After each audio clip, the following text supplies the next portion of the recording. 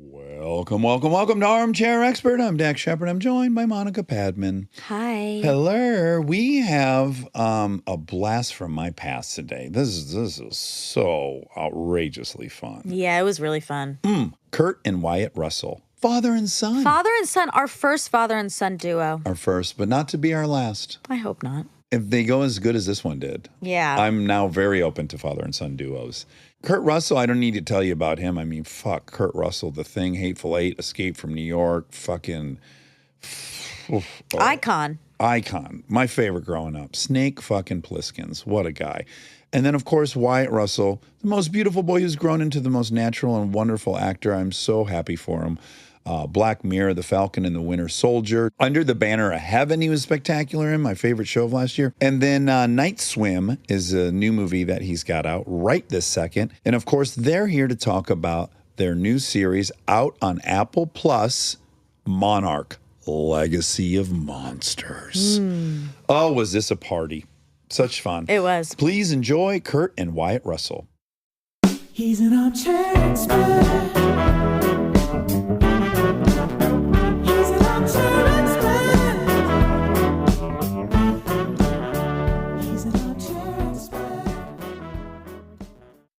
Hello. Hi, Monica. How do you do? Nice to meet you. How's it going? I was looking at his RV and that Lincoln. Did you see that Lincoln? Oh yeah, the That Lincoln is sick. The What Lincoln's time you really and I nice. were just discussing that you don't give a shit about any of this stuff, and then your dad already checked out the whole fleet. Right, So right. fucking funny. But he's got a Sprinter. Where is it? Yeah, you didn't mention the Sprinter, The Sprinter's cool. I mean, there's no car element to it. but it's like set up for overlanding or camping. Yes. My wife and I spent 2 months when she was pregnant the first time in the van during COVID. We did like the tour of all the national parks and stuff, and it was the greatest thing I ever did. I never would make one of these buys where you go down to Costa Mesa and just some dude who's 21 who like built a van by himself was like, do you want to buy this for a bunch of money? And I was like, yes. And now I'm fucking trying to sell love it to. because it's only got 2 seats. We have to get another one. We're going to have 4 of us. Pregnant wife. Getting close to deliver? Oh, yeah. Because I watched an interview with y'all that happened really recently, and they were saying you weren't going to travel for the holidays because it might come. And then I thought, my birthday was 2 days ago. And then when I was watching this interview, and I thought, what a blessing if this little guy was born on January 2nd. We could share a birthday. Happy birthday. Thank you so much. Well, when's first one's he December scheduled? 26th, so it was day after. Oh, what a terrible Birthday. And another shit one coming. We woke up day after Christmas on Boxing Day. Everyone's fucking exhausted. Buddy wakes up and it's still dark outside. And we're like, buddy, just to grind it through, we're like, it's your birthday. He's 3. And he goes, ugh, not now. And I was like, oh, Get this way. that's the right response. I even played with the shit I got yesterday. Yeah. But Because I make an argument that my birthday's the very worst because it's January 2nd. So everyone just made their resolutions. No one wants to drink. No one wants to eat. No one wants to come to your fucking party. They're all partied and socialized out. And you're like, come celebrate me. Today is my mom's birthday. Now, she died 3 years ago. But for all of our lives, January 4th, we always felt like we got to do something. You gotta guys. We rally. got to, come on. Yeah. And she was always great about it. She just kind of, don't worry about it. But did she acknowledge it's a shitty birthday? Terrible time. His is worse. 26. 26 It really did feel is like the tough. same kind of thing. 26 might be the That's really That's bad. number one. if he's anything like me, it would be the best because I fucking hated my birthday. Why? I didn't like being the center of attention. Well, and also the pressure that it puts on you. Your friends are coming over, they're expecting a good time. Hated that. That's me too. I love attention, but I panic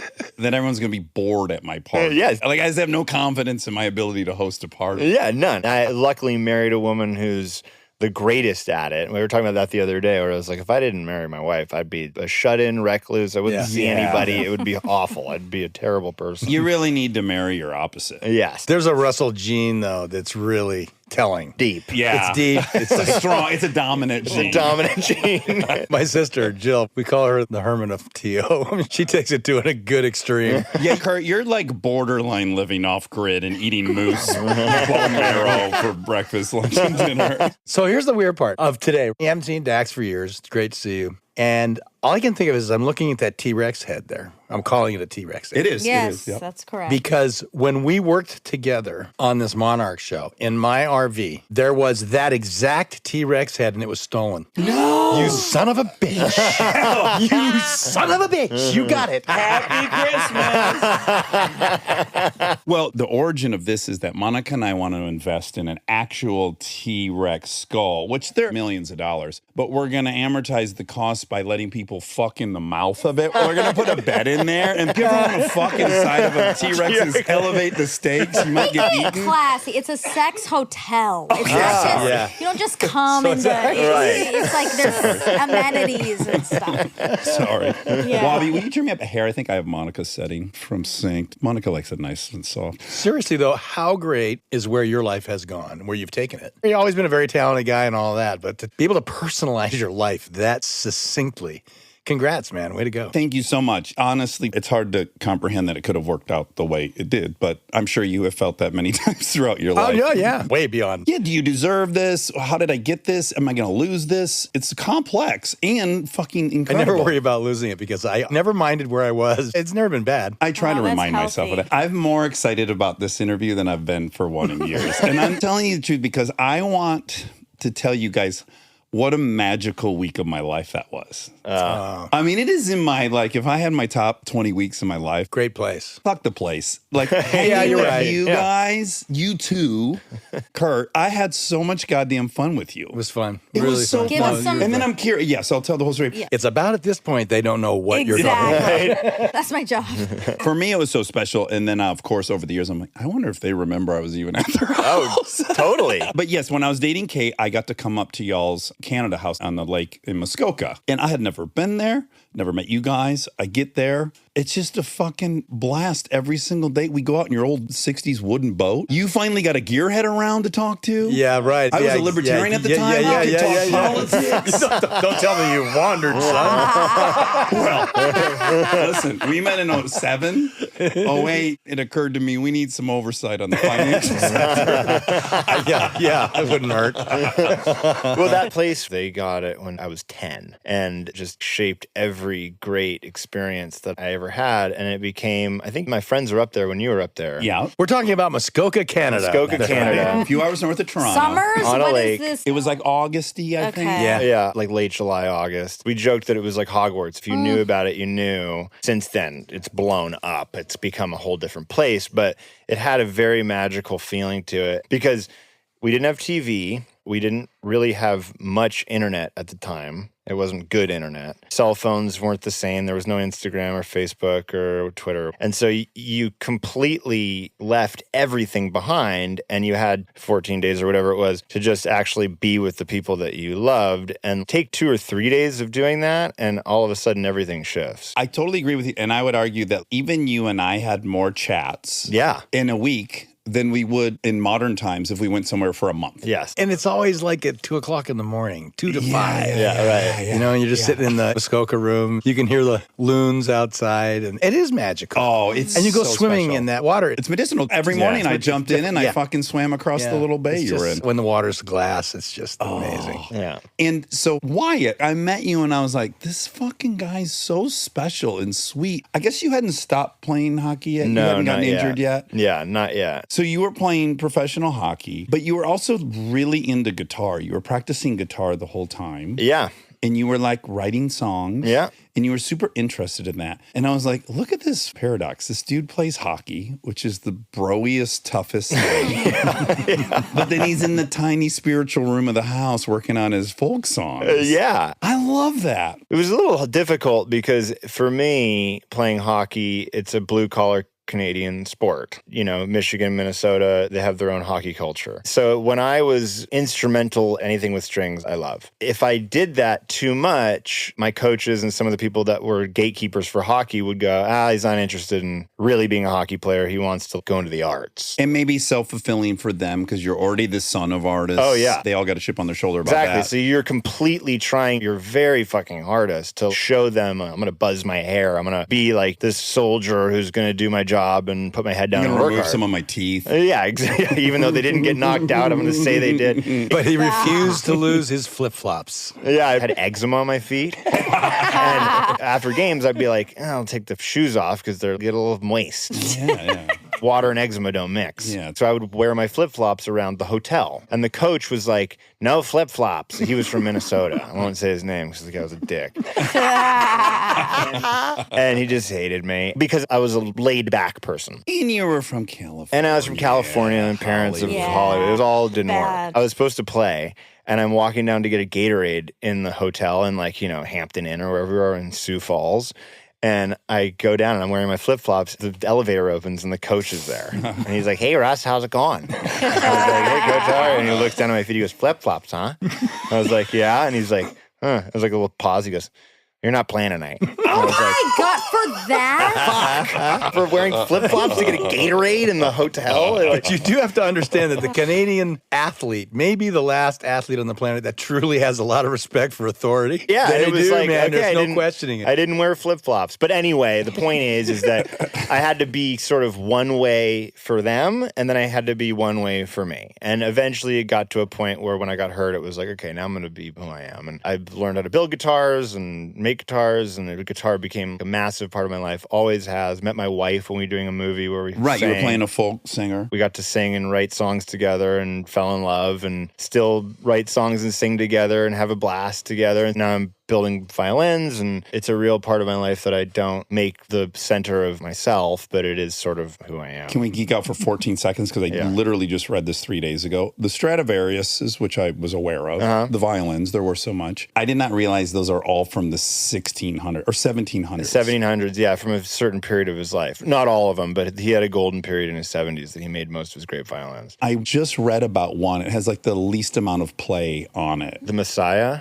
Oh my God, that might be the name of it. It's like a $14 million. Yeah, it's probably the Messiah. The Messiah is like the most untouched of all the Strad violins. So where I make violins, J. Brown violins. Okay. I go there every Tuesday and Thursday, and he is my violin making teacher.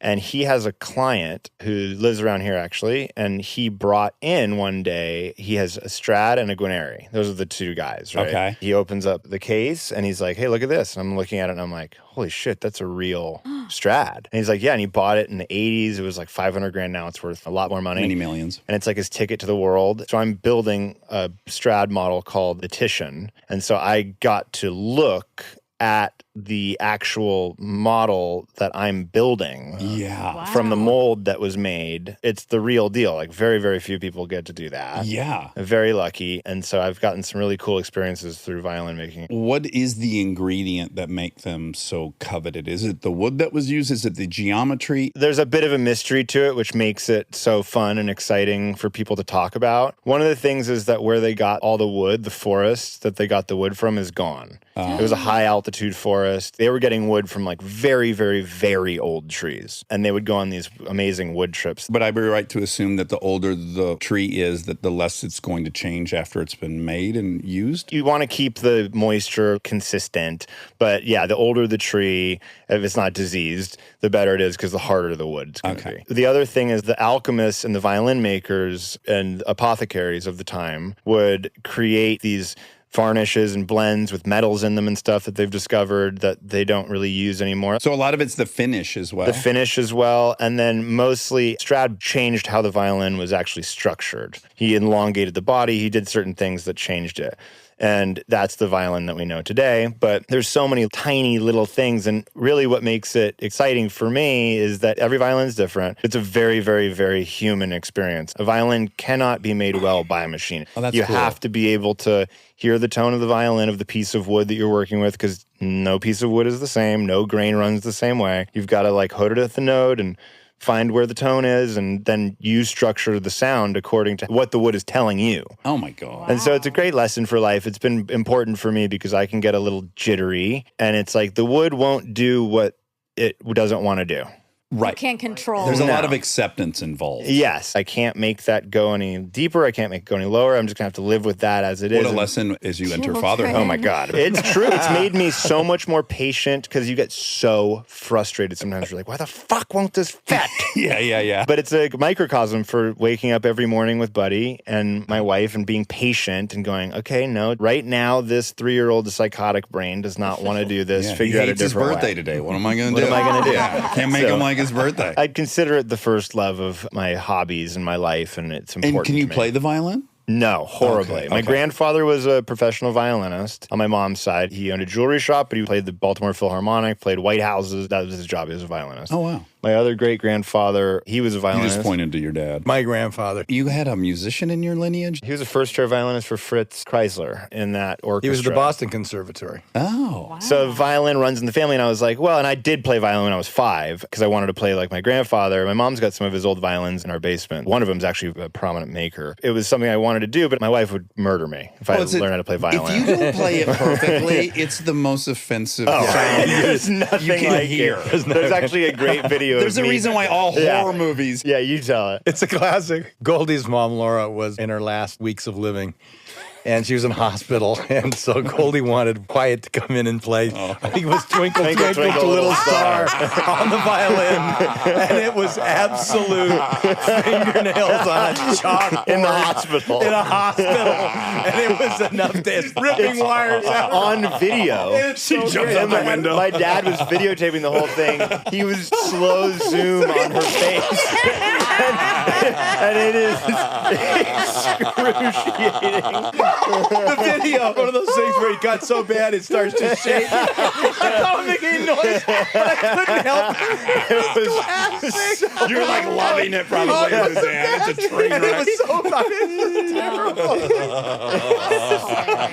Oh my God, I must get that video. And you have to do social media. You must post that. It's so great. The last thing she experienced. Auditory torture from a voice she didn't recognize.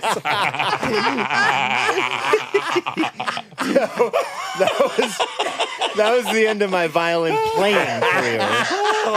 If you can't do Well, when the Bill. last person you performed man. for died. I mean, Yeah, right. that's not the best. So yeah, guitar making's a little cooler and more accessible. He's a really good guitar player. Have you guys ever played together? No, I only watched you play when I was up there, and I was pretty blown away. Meredith, my wife, she's an Yeah, she's a really unbelievably good singer. talented singer. Her grandmother finished second to Patsy Cline in the, I don't know if you would know this, Monica. I didn't know this till I was reading about you today, that your wife is in Search Party. Yes. She's the blonde. But I haven't seen it. Oh, yeah, it's a great show.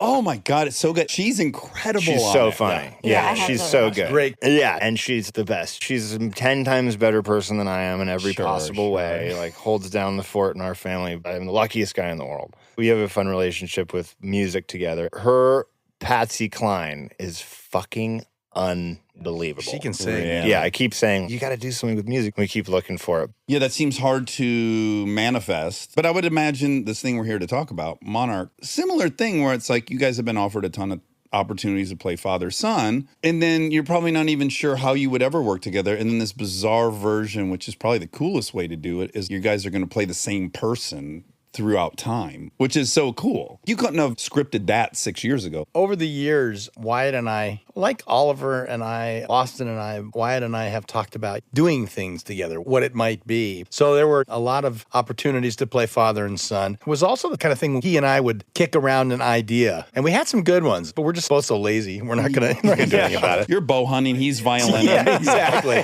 So this one was unique in that it was the same person. We thought, wait a minute, that is interesting. And then it turns out that it had never really been done before with two known actors. It was a challenging idea. Well, listen, I'm going to be dead honest with you. I know you guys are coming. I'm like, I got to watch that fucking monster show. And I'm like, Yeah. I'm going to do this because A, it's my job, and B, I love these guys. And then I wrangled my children into watching it with me, my 9 and 10-year-old. And we watched 3 episodes back to back last night. And it's fucking awesome. It's so good. It's so not what I was expecting. It's I thought different. it was going to be kind of corny, bad CG, Godzilla. What we didn't want to do. We did too, in a way. You're like, what's this going to be? Well, anytime you take one of these properties, like, we're going to do the Tonka Trucks movie, and you're like, I love Tonka Trucks, but I don't know about that as a movie. Right. And similarly, you've been watching Godzilla. It's a double-edged sword idea. And we were just a casting idea. You do the double, you kind of go, Godzilla. Could go either way. Wait a minute. Keep saying Godzilla. What would it be? What would it be Godzilla. if we did a Godzilla?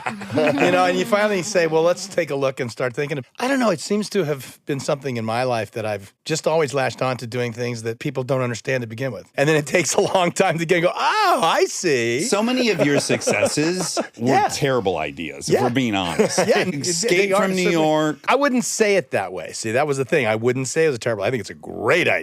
If New York's a prison, that's already funny. Okay. Back in 1980, for people who weren't from New York, it was like, you in New York, I mean, this place is a prison. I wasn't specific enough. A lot of the things you tackled had a high probability of failure, and they fucking worked. But they were huge swings. Yes. But did you see it as that, or agree were with that. you just like, I like this? Just tickled my funny bone, or it struck me as, I really think this is good. I think this is different. I started early with Disney stuff. So I guess maybe I sort of had my fill of mainstream, if I could try to figure it out, which is no point in doing. And can I just add a detail to that, because I think it'll fascinate you? He, as a boy, had a 10-year contract with Disney. He was the highest grossing movie star for Disney Pictures throughout the 70s as a child. Oh, wow. I did not know that. Right. I don't think a lot of people would know that. Nobody left alive. Even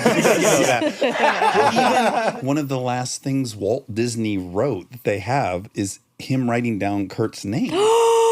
Yeah, it was a weird And you thing. knew him, right? Actually did, yeah. Was he a lovely dude? What kind of guy was he? He was an interesting man. He reminded me of my grandfather. He was very creative. Did he have like a childlikeness that you would imagine? No, I always liked watching him be on the set because you could see that he was watching things for a purpose. He wasn't just observing, He just was wonderful to me. He gave me the opportunity to go to all the departments and meet the department heads, and he talked to me about what this department did, what that department did. You told me a cool story in Muskoka, which was like you had done all these years of acting, then you pursued baseball, and Kurt played professional baseball for years. No, I don't know. We need all the deets. I'm telling you, I'm going to annoy you, but I'm going to tell all the details. Professional baseball player gets injured, decides to go, or at least is what you told me in Canada, gets injured, decides, I'm going back into this business, but I want to fucking know this thing inside and out. And what did you do? Well, at that time, I was 22 years old, and I had gone to junior. I'm looking at Monica. He's already heard I went to junior college for 29 days in 1969 and said, that's good for me. I did that. Couldn't make it a month. So I didn't continue on, and I just continued to work. I decided that I did want to have an education in something, and so when I knew I wasn't going to be able to play baseball anymore, that was a big change for me. I never really looked at the motion picture business as something that I was going to do to make my living at. Can I add one detail? Yeah. Because it's a really fascinating parallel between both of you, which is his father was a successful actor. He was in a bunch of Westerns, Bing. And he was a professional baseball player. Oh, wow. Right. He's growing up second-generation actor. It frames the whole thing so differently. Whatever your parents did, like, I didn't want to go sell used cars. That's what my dad did. You don't want to do what your parents do. But we did. Right. The apple just kept Thank falling God. very close to the tree, Finally then I said, I've got to learn something. I've got to really know something. And I said, the truth is I've never really paid much attention in this business. So what I probably told you was that I decided my college experience was going to be taking one department for every television or movie that I did and spend it with that department. Oh, wow. And I did. For every single thing in our business, I spent one show with the sound department, the electricians, the camera department, all the way up to studio head, who I promised I would never reveal who that was. And that's because I was hearing conversations you're not supposed to hear. Yeah. But I mean, craft service, I don't care what it is. I did it for about 4 years and I said, okay, I've done every department and I understand what it is they're doing, why they're doing it. Gave me a great appreciation for number one, being on time. Yeah. Oh. We need to really make a meal of how preposterous that was because you were Macaulay Culkin. Okay. In that you were a child. You are podcast. You were a child superstar. Oh, yeah. I was starring in Disney movies when I was young, and I did do a television series when I was 11. So if I was on a movie set and I went to craft service and I saw Macaulay Culkin was stocking the fucking candy bars. That's an insane proposition. Listen, all the way down to the, what do you need next week? How many crew are going to be here? Is there going to be a B side to this A side? Every department has its difficulties. I mean, it has its real things to deal with. And were people around you witnessing you? Yeah, they understood it. They probably respected it. Well, also, you got to understand, every time it was a different, Yeah. many times they didn't know. One time it was with a director. I think the cast just kind of felt like I was an ass kisser. But it was just something that I needed to do for myself to say, okay, I have an education in something. I do understand what I've gone to school myself for. It verified one thing. There were two departments for me that had the most fun, and that was the actors and the stunt guys. Okay, that's my world. It takes 5 minutes on a set to realize you want to be a stunt man. Yeah. It's fun. And all you do is sit around and tell stories of all the gags you've pulled and the times And you you've broken figure it your out. back. I grew up with stunt guys because my dad had them at the house all the time. Stunt energy is like, they're always right there. And what do you need? I'm like, they've been out here for 14 hours and the energy level has not dipped. Also, talk about paradox. All they talk about is safety, Yeah. and then they're so fucking reckless. Yeah, I know. You try to set everything up. That was the thing in my career that I enjoyed about as much as anything, was being able to work with my two stunt guys. I did 26 movies with John Casino and 24 more movies with Dick Warlock. If this isn't done safely, it's not safe for anybody to do. But I was also an athlete, so I was like, if this is safe for you, I can do this. So let's go. And let's tell them what we can do with the camera and what we can't. John and Dick were just tremendous guys. You could do things with them that very few stunt guys could do with other actors. Is it fair for me to guess as well, because I think we have the same chip on our shoulder, which is the acting's a little, it's not very studly. There's a phrase for that. Okay. Which is very simple. I always have carried it with me proudly. Every actress is a little more than a woman, and every actor is just a little less than a man. I'm very proud of that. It fits me to a T. That's great. My first goals on a set are, I don't care about impressing the director. I want to impress Transpo. I'm going to tell him how much I tow. And then go over to stunt guys and talk dirt bikes and shit. So I'm just trying to let them know, like, yeah, I do this acting thing, but I mean, for real, I'm one of you guys. It's something that after I was done playing hockey, I could relate to the stunt team more in certain ways because they're more in the world of what I was doing. Destroying your body for a goal. Exactly. And testing the limits. And that energy was there, and I associated myself with it more. The brotherhood, too. The brotherhood. The brotherhood between actors can be dicey because everyone's kind of competing There's for the no attention. brotherhood in acting. There's not. But then the stunt dudes, they're bros. They hang There out can with be. the There can barbecue. be. You got to be careful with this because it really gets you in trouble. And I will dispel that now. I don't think in my life, and I've had the opportunity to do some really cool stuff with airplanes, baseball, wine, hunting. I mean, I've done things that are unbelievably fulfilling in so many ways. But when you do something as an actor with someone else, then you just have this little magic thing that happens. There's nothing that compares to that. I totally agree with you. Stay tuned for more Armchair Expert, if you dare.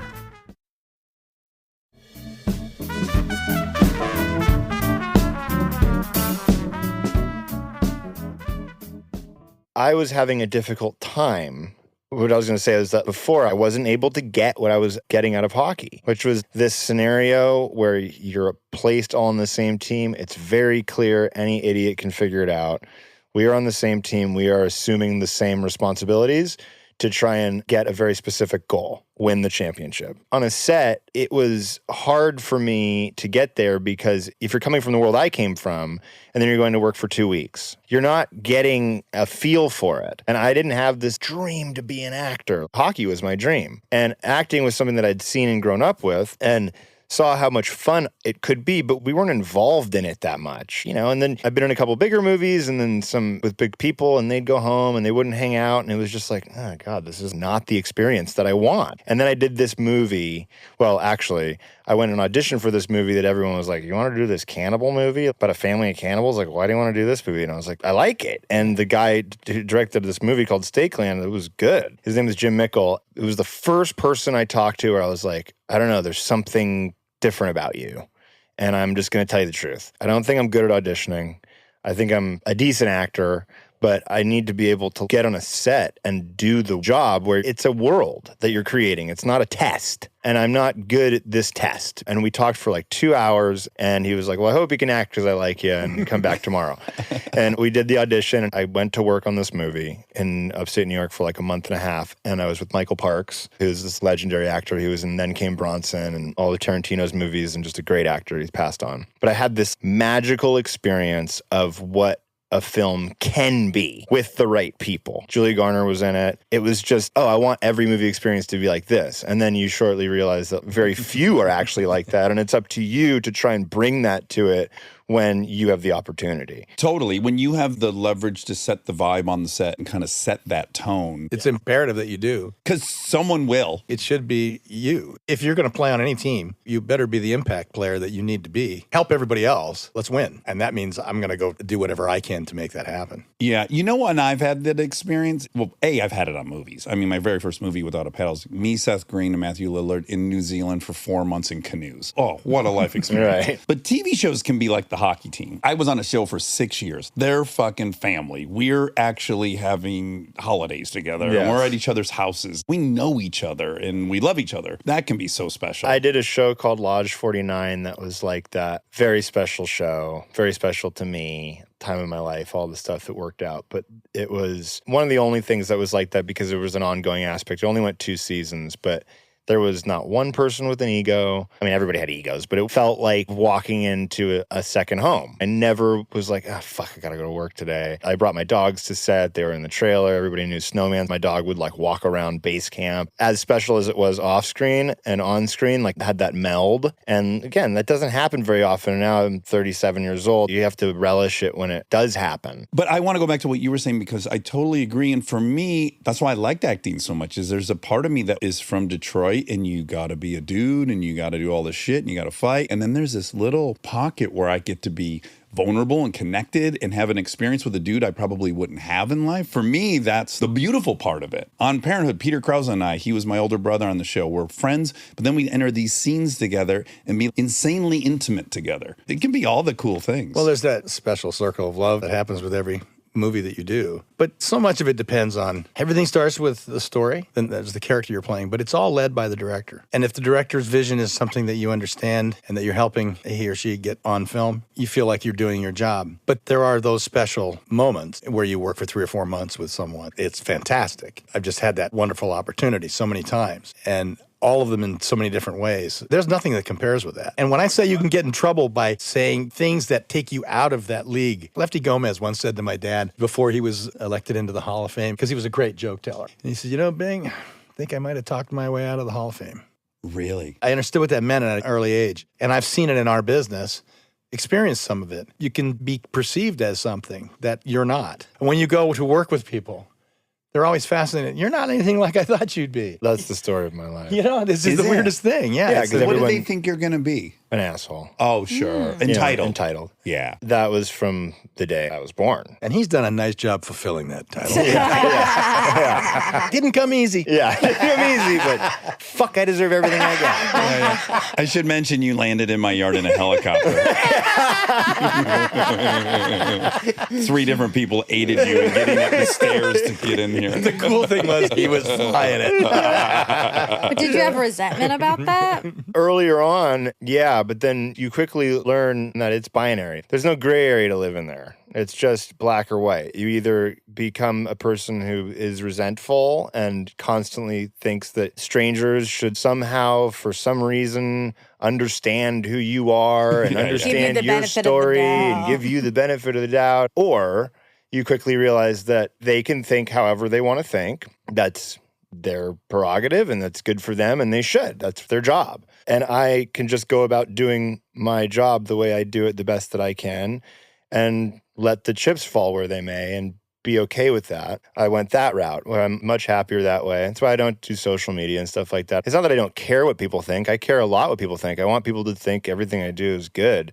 I don't care what they think about me as a person. They don't know me as a person, so why would I ever get flustered about that? But I want them to like my movies and my work, and that's important. It's not like I don't care what anybody thinks. I really do. People say that all the time, and I don't agree with it because I think it's a defense mechanism. Like, I don't care. Fuck them. Right. Like, no, of course you don't feel that way, because if you really did feel that way and they don't like you, then you're not going to work anymore. Your livelihood depends on whether people like what you do or not. Again, it's the way you say it, which is, I can't do anything that I think is going to make you happy. I just got to do something that's going to make me happy, and I hope it makes you happy. Yes, exactly. Yeah. I can't do what you want me to do. I have to do what I want to do, but I sure hope it makes you feel this way. 1,000%. And that's carrying But as much that's something as that any kid that has parents of note, you deal with it. It's how you deal with it that matters. And I think that it's very healthy to go like, yeah, of course you're going to think that. I empathize. I've had those thoughts before of meeting someone's kids where I'm like, well, this kid's probably an asshole. And then you're like, oh, God, I can't believe I'm having that. Yes, it's kind of human nature. You know, it's like, see a guy when he's hot stepping on the baseball field.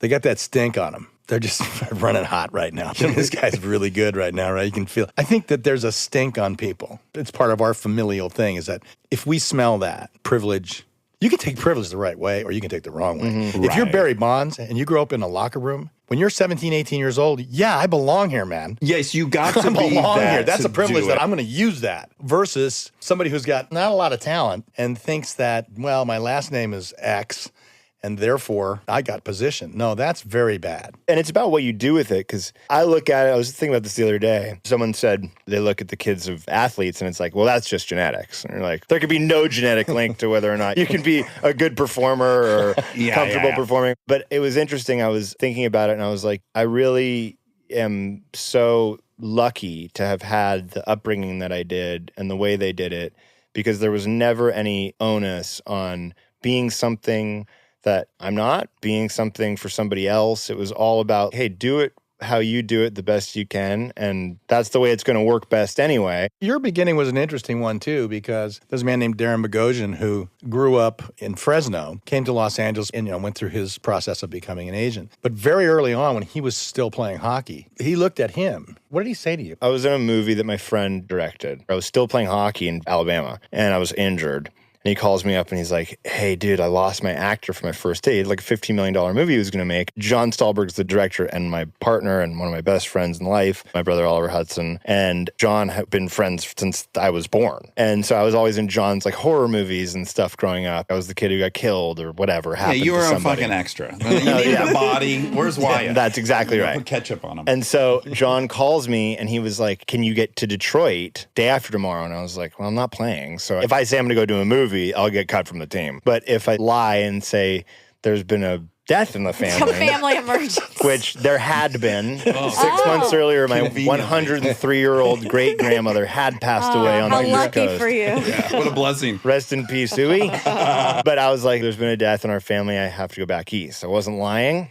And I made it back there. I was in the movie. Hated it. I was alone in this room. It was like all the things I didn't want it to be. You're alone sitting here doing this thing where you're like, okay, the day's over. I've got a headache and I have no one to share anything with. And I'm going back to my hockey team, thank God. So then the movie plays and it goes to this thing called Sundance.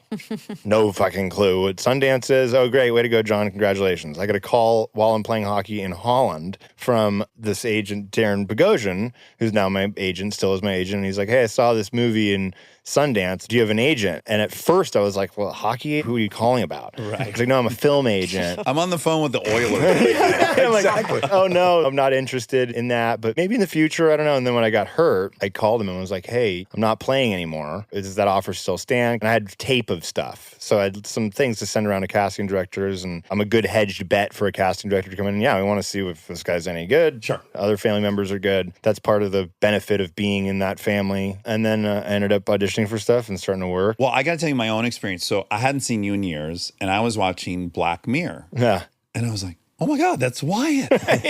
Like that casting director, I had this enormous curiosity. I'm like, is he going to be able to do it like the rest of them? And I have to say, Kristen, if she was here, she would tell you. I was like, he's fucking great.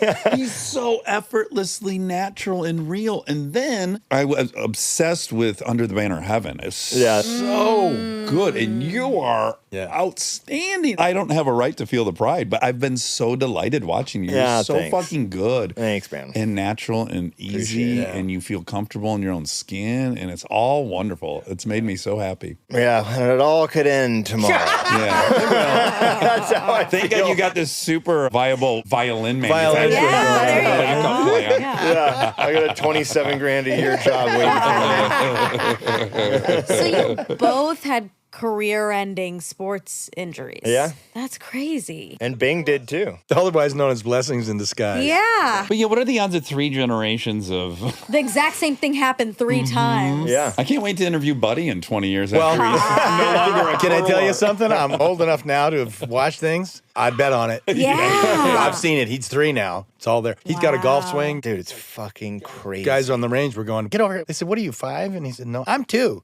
And he's 2 years old. And he's got his little sucker in his mouth and he's banging the ball Oh out there. my You know, God. and he's just Wild. got it. That's a funny gene. Hand-eye. Because you were a He's got goalie, it. right? I was a goalie. Yeah, it's all He was a hand-eye. good baseball player, too. That was the one that hurt me. That was the one where, your kids always have to separate from you. Yeah. And it's an interesting moment when they do. And he was the youngest one to do it at 12 because he was playing baseball and hockey. And I got him into hockey with the hopes and understanding that by the time he's about 14, he's going to be real tired of waking up at 3 o'clock in the morning and go work, all right? And he's going to like that idea. Baseball practice today at 3:30 after school. Yeah, that's for me. Yeah. Nice, warm Southern California weather. I don't And gotta when he move was to 12, Canada he for came this. to me and he said, Dad, I got to be honest, I want to play hockey all the time. I don't want to play baseball anymore. And I said, you're really good at baseball and you're going to get a lot better. You can make a lot of money playing baseball probably. And he said, but I want to play hockey. I said, okay. So he went on and played hockey. But then when he did Everybody Wants Some, they played a game. That's right. The director said, just go play. They had good ball players out there playing. He hadn't picked up a bat since he was 12. And he hit 2 home runs that day. And he calls me up and he says, you might have been right. He's a natural hitter. Could have stuck with it. The other beauty of baseball is you can be completely out of shape, at least from my point of view. I'm looking at Cecil Fielder on first base. I'm like, this guy's the best first baseman hitter in the baseball? There's no hockey players fucking hustling No. down the rink. Phil at Kessel. 270. Phil Kessel, I was going to say, wait a Phil minute. Kessel, the dude's bag of milk body, but he's still maybe a Hall of Famer. Yeah, it's funny. I look back on the lineage of our family, and the thing that comes up is like, well, don't fuck it up now. Everybody's been grinding for 700 years.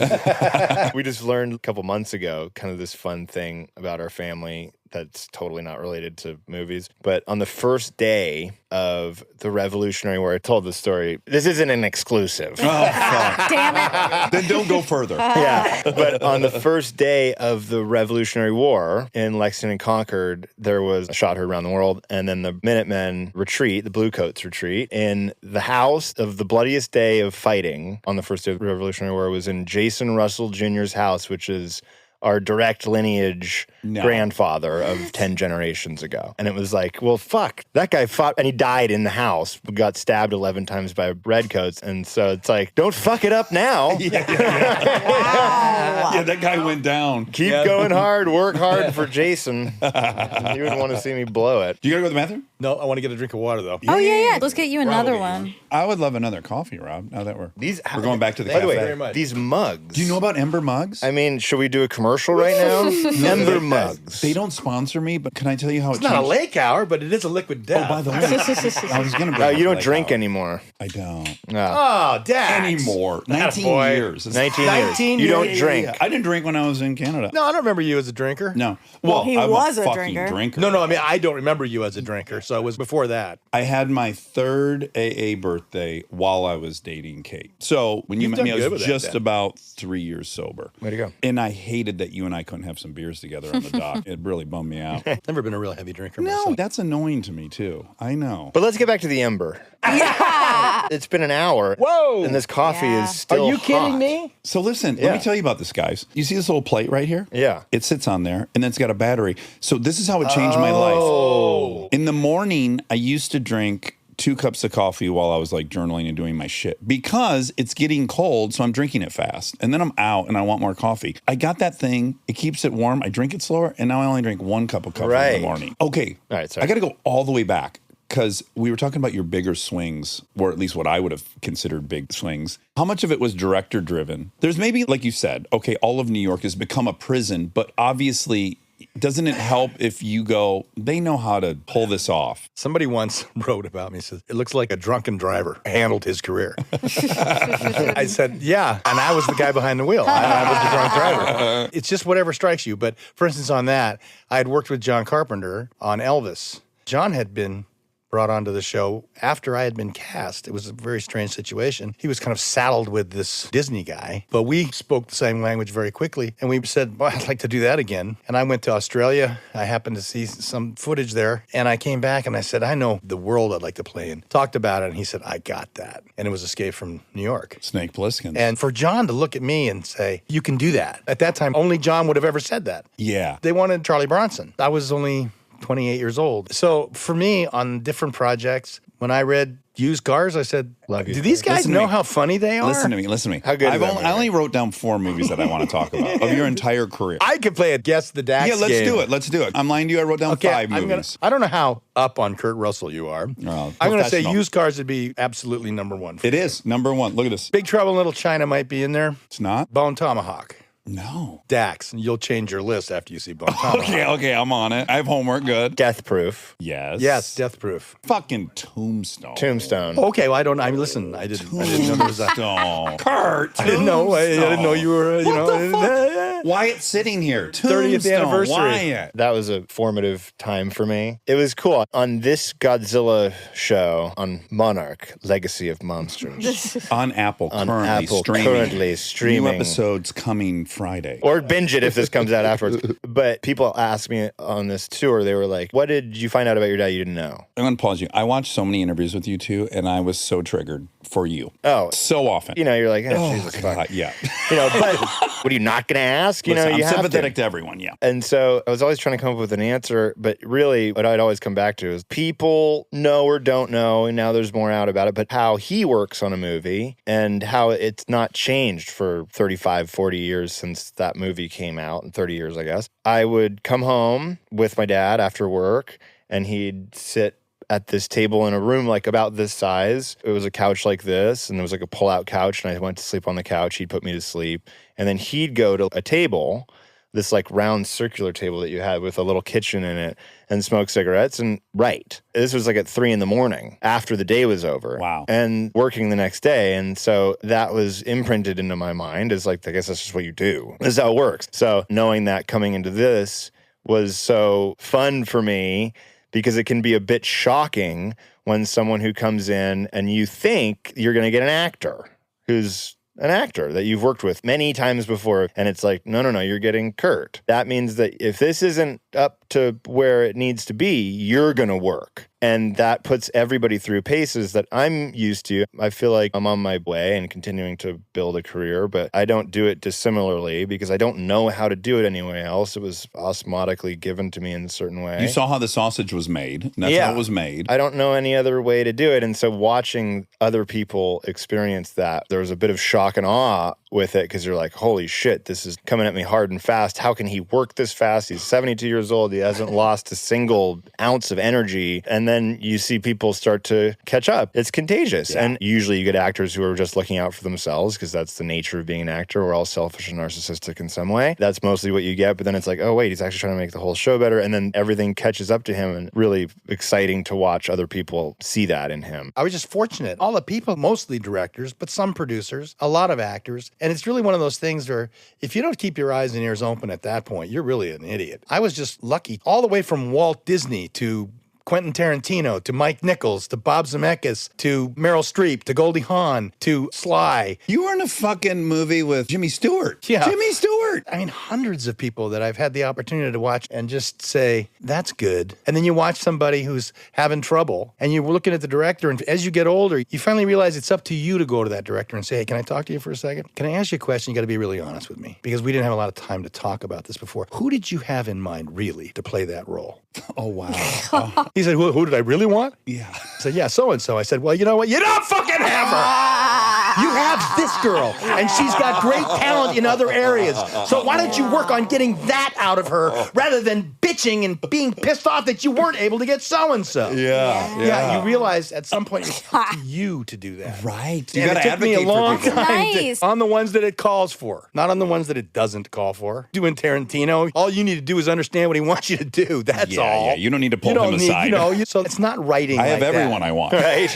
Yeah. But it is a matter of getting the best out of what is the vision of this. As long as we all understand it, then let's start talking about how to get that rather than what we're doing here. Because Back we're not to the getting team and the goal and the sport. Exactly. It's like, what are we all aiming for? Yeah. Do we all even agree on what we're aiming for? Let's go to Tombstone really quick because I want to say, while I was in Muskoka, I'm going to back up. Escape from New York was the first thing my brother and I recorded on VHS tape off of On TV, the original cable thing. And my brother and I watched that movie, truthfully, in the 50 to 100 range. And so I find myself at your house as a grown-up, and I'm trying to keep that cool. I'm so interested in so many things, but I'm also not trying to be a fan at your house. But Tombstone came up, and I remember you telling me about Tombstone, and I was really fascinated to learn that movie in particular. You had gotten some of your own money involved. I went out and got the money. I'd been on a bicycle trip with Andy Vanya, which was one of the great trips that Wyatt was on as a very young guy. What were you, 5 or 6? And at the end of it, Andy Vanya said to me, if you ever have anything that you really would like to do, please don't hesitate. And about a year later, had the opportunity to go to Andy and say, well, I actually have something here and I've got 24 hours. It was Tombstone. Kevin Costner had moved on to my old agent, Scott Zimmerman, called me up. I was no longer with Scott, and he said, this is something that's happening and I think this should be your next movie. You got to move very quickly. And I don't know where it could be coming from. I went to Andy, and I was very fortunate in that Larry Franco, my brother-in-law at the time, was a producer. And I said, Larry, I got 24 hours. Can you take a look at this thing and tell me what it could be done Can you for? greenlight this in 24 hours? Can you figure it out? So I had a lot of inside help there. And Larry said, you can make this for $25 million given certain things. And I said, great. So I went to Andy and said, I believe this can be done for $25 million. And if we do it for $25 million, I think I'll get you at least $1 back. And that was where the opportunity came from. Kevin Jarre was a fabulous writer, was in the process of putting a great cast together. And you get probably the best performance of Val's life. Yeah, that is an interesting story because Doc Holliday walked into the room. Right, not Val Kilmer. No, it was Willem Dafoe.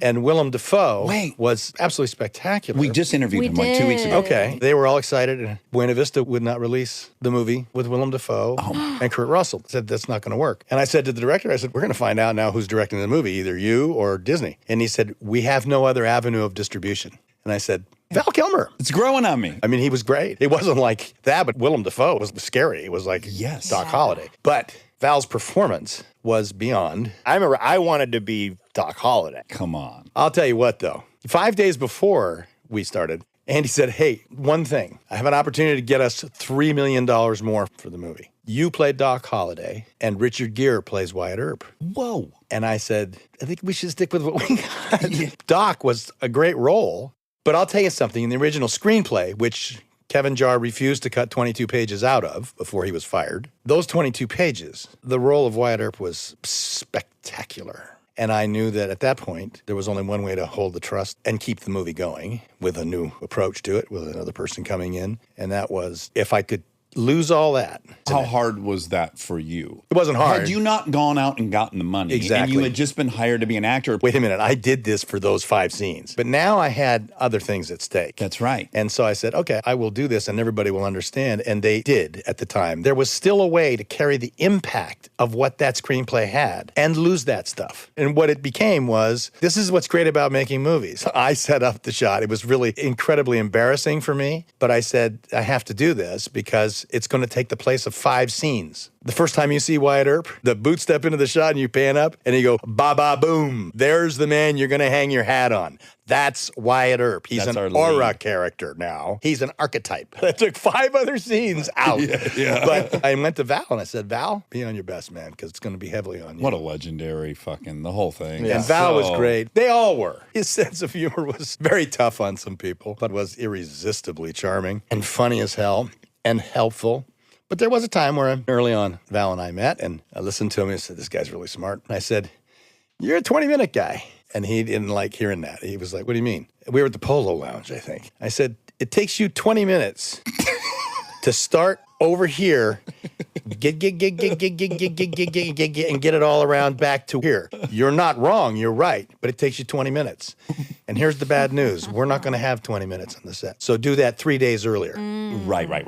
He looked at me and was like, okay. He called me concrete head. No, I see you guys as a magic alchemy of, I bet your presence there impacted greatly what he ended up doing in that. It is interesting. The way I can put it best is at the end of the show, sometimes you get each other gifts. In those days, you certainly did quite often. Now it's kind of rare. So I set my driver. I said, go get Val's gun and hat and the back of his chair. And I said, take a picture of this and put what I'm going to have you go get in there. And I bought him a plot in Boot Hill. No. Unbeknownst to me, I give this to Val at the wrap party. His driver was there, and now we got the full story. The two drivers had run into each other because Val had said, go get his gun and his hat and put it on this because I bought him an acre of real estate looking down on Boot Hill. What? And neither one of us knew it. That's bonkers. Crazy. That was crazy. Wow. That's So, yeah, we spiritual. were- That'll we make were- it we were No, it is spiritual. spiritual. Like you look at all the You know. different pieces that add up to a movie, and then there's this huge orb that no one can explain, which is a lot of times you just get magic happens and you get blessed and weird shit like this happens, and then this thing comes together. And that was one of those, not an easy effort. Very hard. Incredible. My list is used cars, Tombstones, Death Proof, The Hateful Eight, Once Upon a Time. Hateful Eight. You're such a good motherfucker in Hateful Eight. Woo! There's the example of, for anybody who might be listening, if he calls, you just say yes, and you find out that you're going to be the assistant to the assistant craft service guy, and you're going to have the fucking time of your life. Yeah. I mean, he loves it so much that it's completely infectious. Yeah. Well, you know what's funny is when we were in Muskoka and I asked you, and I think this is very admirable, it's a testament to how you turned out, which is you guys certainly cared about show business, but you guys also moved to Canada when you started hockey. You were happy to give that a rest for Wyatt, which The is whole family beautiful. moved. Yeah, just my mom and The dad other- and me. Children were kind of grown. They were older. They were done, yeah. You make that kind of sacrifice. But when I was talking, you hadn't acted in a minute. Death Proof had just come out that year, 2007. And I said, are you going to act? And you said, I don't know. I guess if Quentin ever calls me, I'll certainly show up. Yeah. And then ironically, since then, you've done 2 more. Yeah, I did kind of look at it like that. I was really much more interested in making wine and learning about wine, making fine wine, making Burgundian red and white. Now you're talking my Well, language. are you a Pinot Poodle by any chance? A Pinot Poodle? I've never even heard that. Should have brought some. Oh He should have brought my some Lake Hour, and I should have brought God. some Gogi. I make a high-end Pinot Noir for Pinot drinkers. People who drink Gogi, the minute they get into it, they understand he's very Burgundian in style, and he knows what he's doing here. And Oh where's my that That's some grown? great people. Well, that's why I said that at the time, because we had worked on Death Proof, and Zoe Bell was sitting on she's tied to the hood of the car, and I'm looking over her shoulder while I'm waiting to, Kurt, bring it on, over the walkie-talkie. So I'm looking over, and I said, that's what I'd like to be doing. Look at that vineyard. She turns around. She says, that's beautiful. Keep the car on the road. And for 6 weeks, we were doing this car chase stuff up there. When I wasn't working, I'd go tasting. I'd been falling in love with wine for 20 years, and I desperately wanted to get into it. And finally had the opportunity. A man named Greg Gorman, a photographer from the old days of doing one-sheets and stuff, ran into him, and he ended up introducing me to Peter and Rebecca Work up at Omplos Vineyard. And sure enough, Omplos Vineyard was that vineyard. No shit, that you had been looking Yep. at. Oh, And I went up there, wow. and they were not at all interested in doing any sort of celebrity thing. And they were very happy to hear that I was not interested in doing that either. I wanted to learn about and understand the world of making fine wine, in particular Pinot Noir. Oh my God, you in guys are the particular same. Chardonnay. You make wine, you make violins. Wyatt has a canned alcoholic beverage called Lake Hour. Oh, that's Lake what you were Hour. just saying. Such a good name. Lake Hour. I have a beer, Ted Seeger's non-alcoholic beer. So Oh, we're nice. all in the same racket. It's funny, isn't it? I mean, I don't know what that is. It's been interesting because it's a whole different world, and I think it's always good to be at the bottom of a rung. Yes. Also, I don't care if I fail. It's not movie business. I can just fuck around and enjoy this. I don't want But, but that's the thing. At first, it started off like that, and then it I'd was rather like, not. no, I've invested so much. 'Cause the way we did it was Rich Pete and myself. He's a producer. He called me. He lives on a lake in New York. Muskoka was part of my life growing up. I was like, well, I've never done a ad. I've never done a commercial. I'm going to do this, but I don't have social media, and I don't have any of the traditional ways of getting out. I told my partner, I'm like, well, I can't do any of that, but what I can do is I can grind, and I can be a good actual partner and run the company with you. So we actually run the company. It's been about 6 months since we launched. It was gangbusters, and we've been doing awesome. The learning process is wild. Oh, yeah. Where it's a totally different industry. It's always fun. People take your call. Hey, how's it going? But then it wasn't a joke. We're in Brazil at Comic-Con. There's 8 1,000 screaming fans. Literally, people are chanting our name after You're in we're 16 different Marvel properties. Yeah, it's all the Comic-Con stuff, right? And You're so the you're Robert like, Downey Jr. you think there's a version of someone's head that can get big when people are screaming, but it won't if you get off the stage of the omelet stage and I go to my email and I'm desperately trying to contact Mark McKelly of Cub Grocer, who is the head buyer in Minnesota. Yes. And he won't return my call. And I'm trying just to get a couple cases of Lake Hour in for them to try. That kind of stuff. Oh, yeah. I'm has ended up talking being to my day job. fulfillment houses in fucking St. Louis. Oh, yeah. I can't get the gold caps to my thing. Where'd they go? We are ordering from this place. It's Yeah, but see, you endless. guys- Lagersmith is a But good see, resource for the gold caps. project you guys are working on. You don't have to go do like a wine dinner. No. Where you talk. No, it's worse. You have to go to it is. Super One It's in like- Minnesota, which is a great place, but it's the reality of We it where love it. you go into Costco and you're going to go sign bottles. I mean, that's But part of the game. See, the fun part of it that we've talked about with each other is it's funny when you get into it and you start talking about it. That passion inside of you that is real starts to take over. Yeah. And you realize, man, I do love doing this. Yeah. I do love making fine wine. I love drinking wine with people. When a person who really knows what they're talking about says, what clones are you working with here? You start talking about blending day and you start talking about all the things that you want to talk about. When I walk in the vineyard with Peter, that's legacy. What I love about wine is somebody's going to be sharing you in a bottle 25 years from now, who you'll never know. Yeah, it's really cool. But you're spending that night with them. That's nice. Movies are cool in that regard, but this is you. I'm addicted to learning about something, trying to get good at it, and that's the game. You can learn, and it feels good I to get learn. bored easy. Monica, what's I'm where are done we? learning. You're done. I know everything I Yep, need to that's know. right. I know it all. No, I love learning. That's why this show's so great because we interview all these experts too, and Yeah. so we Thursdays are is all professors and constantly experts. learning. Psychologists. So much it feeds us in that We're way. kind of just in college, but the professors come to us. exactly. It's pretty insane. I can't believe it. Stay tuned for more Armchair Expert, if you dare.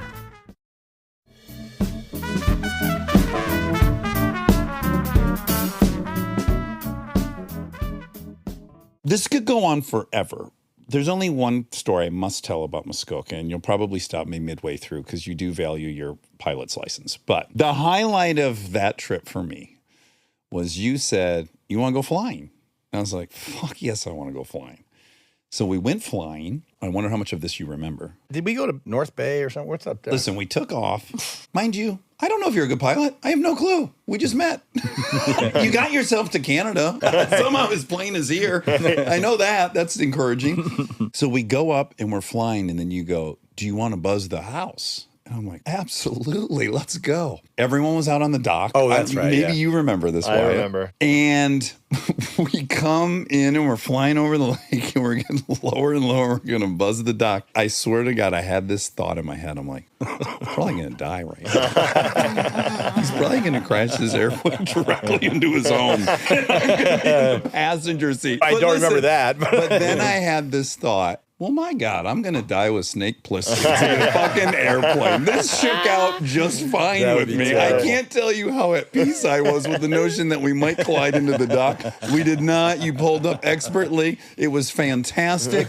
Nothing was dangerous. nothing was- yeah. happened. That's not what flying's about. You want somebody to have a nice time. I had the time of my life just to put you at ease. The pilot world is one of the great worlds. I don't really miss it. I stopped about 5-6 years you ago. did? You know, I was just punching holes in the sky after a while. I may go back and maybe get a carbon cub or something and have some fun with. But, you know, I've just did a lot of flying for 30 years. I understand that part of his brain where it's like, no, I want to get really good at really getting from point A to point B. That's his personality. There's a functionality to this event that has a termination point that has a purpose, and that is transporting my family from LA to Colorado. And then I think probably when that started to be like, When there was no real purpose Yeah. for it. yeah, there Yeah. was no purpose in that way. Well, you saved me a ton of money because in my mind, I of course was going to become a pilot because I rode motorcycles and I love boats and I love cars. And certainly I was going to be a pilot. And I was up there with you and you were like, okay, here's what you do. You're going to keep your eye on this dial. You keep this bug between this. And then you circle back and you cycle to that dial. And I was like, this is a lot of dial reading. I thought we were going to be like by the seat of our pants. Fucking. They're high complex airplanes. It was quite technical, and I was like, yeah, this isn't for me. I want to get sideways in a fucking hot rod. Look cool leaving Arby's. Well, you guys, this was so fun. But I want to ask you something, because I do think that this is the hard thing about relationships, that they end. Oh, me and Kate. Yeah, and then you lose all these people, and I'm sure that was one of the hardest parts. I have said this before. By the way, I don't interview two people. It's a bad idea. Well, it doesn't we've work. done it with Kate and Oliver as like maybe one of the other three. One of the only other times we've done this was with Kate and Oliver, ironically. So That's funny. Yeah, fuck that's you, good. Russell. I Like, know. can't one of you just come here and fucking get interviewed? I'll probably be doing you in a couple of years with your next movie. You'll have your fucking son here and God knows who else. And hopefully we'll have sold Lake Hour. And you will helicopter in. No, but you're 100% right, Monica. I have to be dead honest with you. When I landed in that situation, I was like, well, if this dude ends up being my fucking father-in-law, this is a home run. Oh, God. As you know, I never meddled in my children's romantic affairs. But you know what? There was always fun in our house. Truly, I adore you guys. I hate that I haven't seen you in 16 years, but it's been so fun. I can't even believe I that. can't believe that. Oh, I was going to say this to you, Wyatt. Do you realize you are currently 5 years older than I was when we met? Oh. No shit. Oh, that's I was 32. wow. You're 37. Oh my God, no way. Does that fuck you up? It Yeah. must. I probably looked 49. Oh, well, yeah. So I must have been 22, but it's weird because I'm not old and I'm 37, but I feel the same now that I did then. So you look at those people and you're like, God damn, like, why did I think that was old? It's fucking crazy. When it comes to talking about age, I can tell you there's one phrase that is the understatement of all time, and that is that it goes by fast. But It's they leave unreal. out. Not only does it go by fast, it accelerates. That's it. I said that to my grandmother too one time. Yeah. I said, what's Christmas? She said, well, when you're 10 years old, it'll never come around. Right. When you're 20, it's like, oh, you got plenty of time. When you're in your 30s and 40s, it's like, oh, you know. It's happening fast. It's here again. She said, when you get to be 100, it's every week. Oh my God. Every week is crazy. Yeah.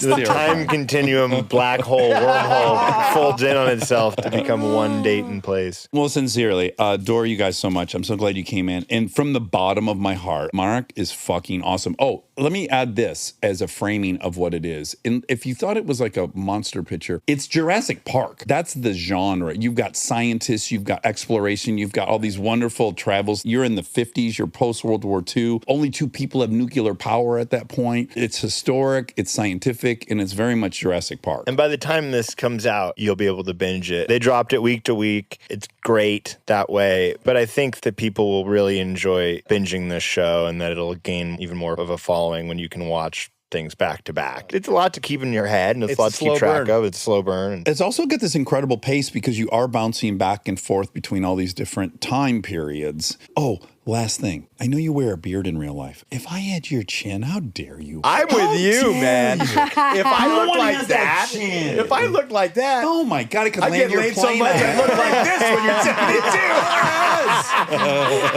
It's out of laziness. Mainly out of laziness. My wife met me with a beard. She loves me with a beard. And I've always just grow it out and I just don't stop. And she's like, I love you with a beard. Gone So completely wasted. It's like Michael Jordan being into kayaking. But you know what? Not that I'm some mega superstar, but when something comes out, no one fucking knows who I am with a beard. Oh, that's helpful. I disappear. you got to try play Santa Claus one time. That'll go That out the might window. not. Yeah, that's been done. So off limits territory. We were watching the Santa Chronicles. My kids love it. They're watching. I go, you know, St. Nick and I took an airplane ride. All right, I love you guys. Good luck with everything. Great Everybody seeing you. watch Great Monarch, meeting you, Monica. Legacy and Monsters Dax. out on Apple. Oh, and go see Night Swim. Oh, yeah. Right. Drink Lake Hour. What's your fucking wine? Gogi. G-O-G-I. Which is what you called Grandma? Gogi was my nickname growing up. Was your nickname? Yeah. Okay. And your paw in the house, I remember. Okay, so Gogi, Lake Hour, Night Swim, Monarch. You guys also have an amusement park over here in Toledo, Ohio. Giving Branson a run for its money. Yeah, you're running for sheriff. Festival of Lights. Yeah, I'm running for sheriff. In a small town in New Mexico. All right, adore you guys. Good luck with everything. Stick around for the fact check. Because they're human, they make lots of mistakes. Who's this for? This is for Kurt and Wyatt. Oh, fun. Your friends. My friends. What a delight that was. Yeah, really fun. Did you have any expectations? Well, I know you love Kurt so much. Yeah. And you always speak so highly of him. So I knew he'd be fun. Yeah. But, you never know what you're going to get with a father-son duo. Oh, totally. The one thing I didn't say, which was the first thing I wrote down, but it felt like it would have slowed the momentum, was if I imagine going on Kimmel, like I was watching them on Kimmel. If I imagine going on Kimmel with Lincoln, it sounds like the funnest thing I could ever do. If I imagine going on Kimmel with my father, it sounds like the worst thing I could ever do. Great point. And then as I'm like, well, I can't really answer that even if I ask it once we were there. But it's a really kind of tall order to expect a father-son to go out and do this. Yeah, but especially with these specific dynamics. I mean, you did say you must get so sick. He was talking about somebody else asking a question about what's it like seeing your dad on set or whatever. And then you said you must get also so like sick. I think the thing too he was referencing is like every single thing was like, what's your dad passing on to you so you can, it's very much like he needs to learn something from Kurt. Yes. Which would be so true, especially in my 30s. I know. It's like still this. I know. It is funny though, and this wasn't planned, but it's kind of a fun accident, happy accident. We're about to have some people on who are kind of more behind the scenes of duos. Oh, right. About to have a couple, and I think it's a very interesting person to be in this world because both of these people we have coming up are doing amazing, right? Like it's not that they're leaders in like their trudging. industry. They are. They're leaders in their industry, but so many people don't know them. I mean, I guess, can I spoil? We never spoil, but I'm going to spoil. Okay. Even though we've never done that. Well. But I want to because it's relevant. Although it's super different. I'm gonna argue it's super different, but go ahead and spoil it. Okay. No, it's different than Kurt and Wyatt. It just reminded Father, son, me. mother, daughter. Of course. Yeah. Phineas. We're going to have Phineas on. Yes. Incredible music producer who produces all of sister. Billie Eilish's music and happens to be her brother. Yeah. And they were just at the Golden Globes because they were nominated and they won. But that's why I want to bring it up. Okay. So on the red carpet, we were watching the red carpet. Billie and Phineas were together. They were talking to an interviewer, and the interviewer was just only talking to Billie. Right. And at one point, Billie was like, Phineas, what are you wearing? Like she had to pivot it. But yeah, he's just standing, and we'll find out. He's seemingly very cool and chill, but how weird, especially to be the older brother, huge, like her stuff is not happening without him. Sure. But she's the face of the stuff. Yeah. The writer of the movie's completely unknown, but Leonardo DiCaprio saying the words, that's who we get to see. So that's who we develop a relationship with. So that's who we're interested in. And so the interviewers got this job of like, they're supposed to give the content people watching the show want. That's what they're there to do. They're not there to write the scales of, right? They got to like, the person that I have had an attachment to is generally who I would want to hear from. But I'm super excited to talk to Phineas because I think he's like a phenom. He is. That's what I'm saying. But like Jimmy Iovine was never, even though he's producing Bruce Springsteen's album, no one's knowing who Jimmy Iovine is for 40 years until he creates beats and sells it. And same with all of these legendary music producers. And people don't even know what Quincy Jones looks like. He's the most successful musician to ever live. Well, people do though, and there's like a whole doc on both of those people. Like they have their. But if you have Quincy and Michael Jackson on the red carpet, you got to ask Michael Jackson questions. I guess I disagree. I think both can happen. And not only it looks weird. Like it's uncomfortable. If you feel uncomfortable and you feel that the person feels uncomfortable, that like, it's not like she brought her brother. She didn't bring her brother to the Grammys. Right. No. Yeah, I'm very excited to talk to him. But anyway, just the dynamics of family. Yes. I find very fascinating. Oh, yeah. I'm trying to think. Yeah, what if you and Neil had to go share a bunch of attention and Yeah, it would be hard, I'm sure. I'm Yeah. sure. although there's a ton of uber successful and in the industry very known music producers, but people are in general don't know who made Michael Jackson's music. They don't know, they just don't know. I doubt their expectation is that. Like Mark Ronson, how many enormous hits had he put together before we started knowing his name? It's like, I have to imagine that's your expectation. It would seem crazy to have a different expectation that you're going to be as well known as the star, the song, the star. It's not about being as well known. It's about being treated like a person there. Right, but a red carpet is not. I mean, the whole thing is completely inane and ridiculous. Yeah, To just stare at people, talk to them for 35 seconds so you can see how pretty they look. what they're wearing. So yeah. we're acknowledging that's what that thing is. So I don't think I think it would be an unrealistic expectation to think that this thing, the red carpet, which is already riddled with issues, Sure. that should be a place where everyone's going to get equal time and shine. It's about dresses and who's popular. I mean, that's what a red carpet is about. For better or worse, that is what it is. Yeah, it is. You feel bad for him because Yeah, I don't think it has to be that way. I mean, I'm not saying that it has to be like, I ask one Billy question, then I have to ask a Phineas question, then I have to, it's just like acknowledge, just like a little acknowledgement is, I think, enough. Yes. Anywho, but I am very, very excited to talk to him. But the Kurt and Wyatt thing is much different, but still Wyatt has to talk about his dad and mom a lot. And if you watch the show, well, and sister, and like there's so much. His whole family. Yeah, everyone except for the oldest brother, who's I think a psychiatrist or a psychologist. Yeah, interestingly. That was funny. And that I only know that because I watched a bunch of interviews with the two of them, and they talked about everything. And then Wyatt was always really kind to say, "Well, our brother Bill is actually a really good therapist. He's not," and he'd always bring that in. Yeah, it's an interesting way to be. But then Wyatt did say he thinks of it in very black and white terms. You just don't care. You just You decide. can't. Yeah, you gotta just decide not to care.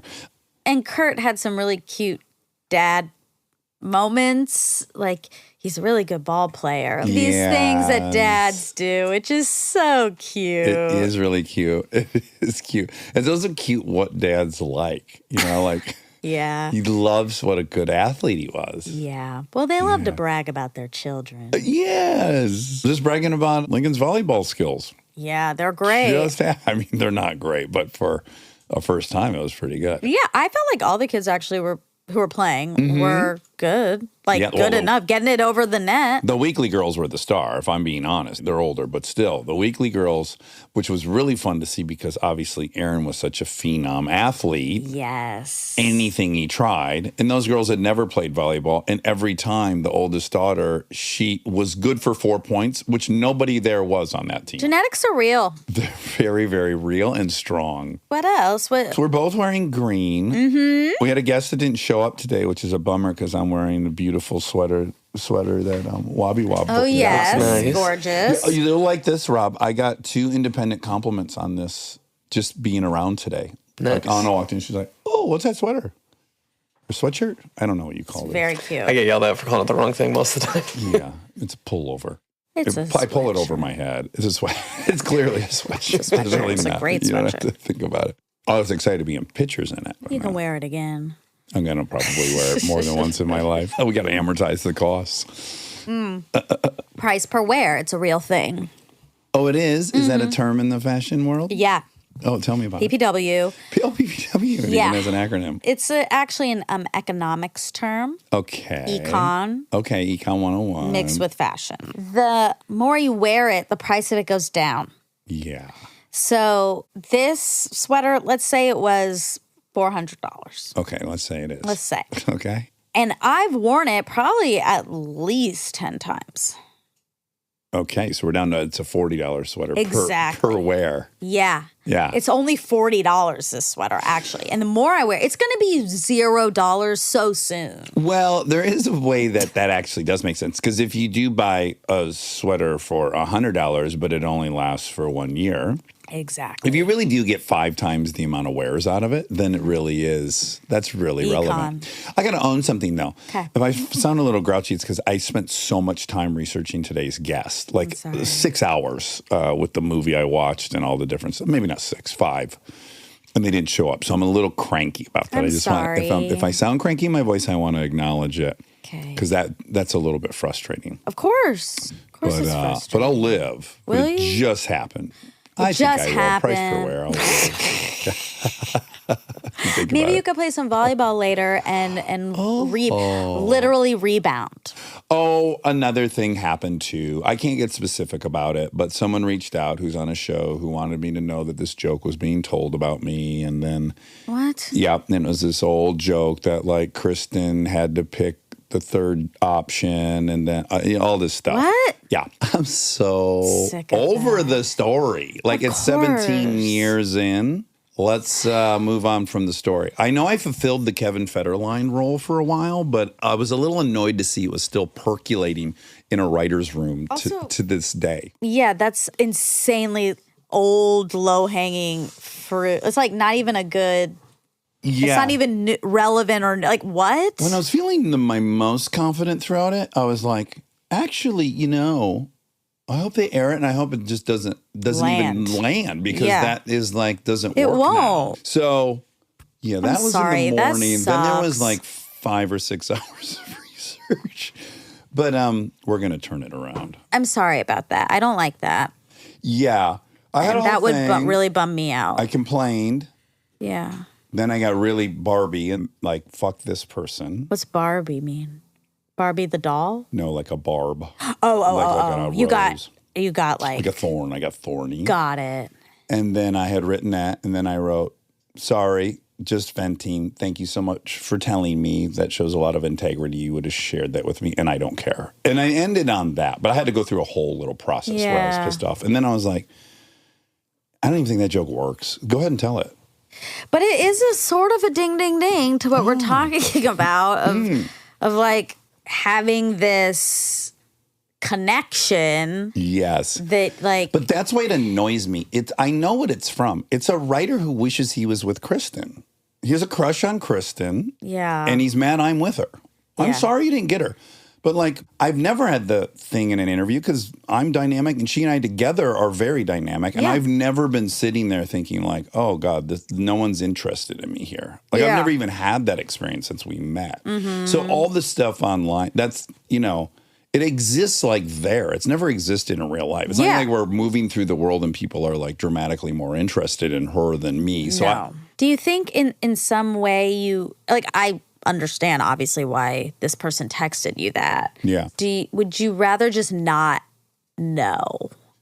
Yeah, I would rather not know because I wouldn't have seen this show. Right. Although when this stuff happens, it gets to me. People, it's a episode with my mom and someone's writing in the comment, did you hear the joke about you on such and such? Like well now I have, Right. like this happens all the time. Like so-and-so is blasting you on their podcast. I'm like, okay, I hadn't listened to it. I wouldn't have known about that. Yeah. I prefer not to because I don't want to Exactly. dislike someone I've never met.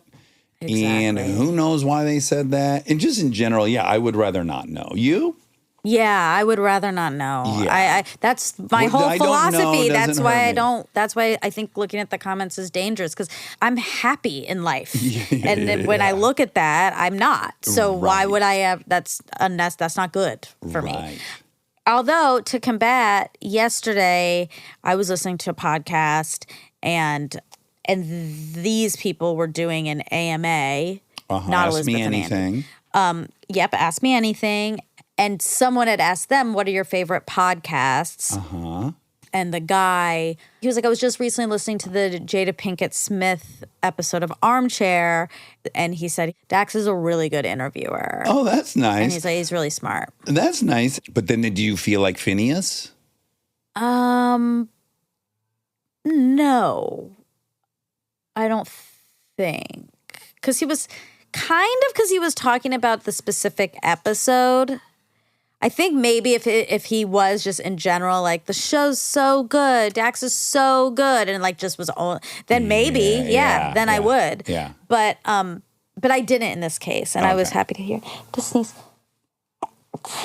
Bless your heart. Thank you. I got the coolest birthday card from Kristen's mom. What is it? That just made me think of it, because when she says bless you, she says... Bless your heart. Well, no, I think there's something about Jesus in there somehow. Yeah, like it's a longer version of it. I want to get these cards for people now. It says 1975 on it. Did you see my story? Where there was a list of famous... Oh, I did.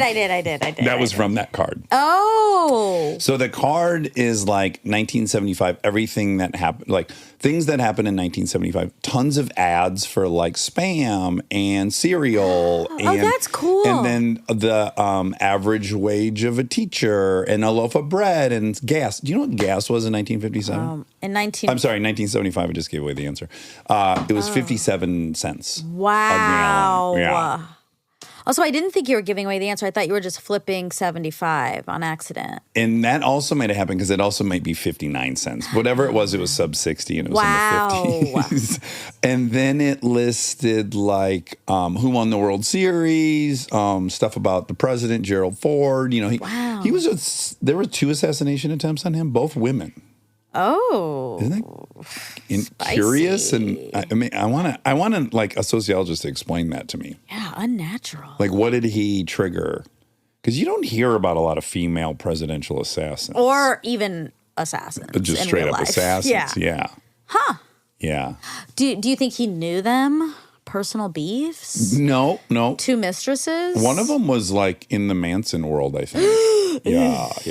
Creeps.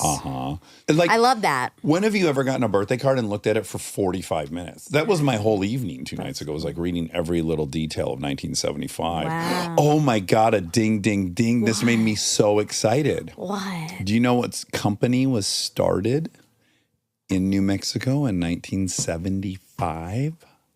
White Castle. Microsoft. Oh, wow. Billiam Gates. Don't you feel like Microsoft was created in the 1980 or something? Yeah. It seemed a little early. Also, it said in there that in 1975, IBM released a personal computer, and it was 50 pounds. Oh, my God. 50? In your lifetime. That's insane. Yes. Ugh.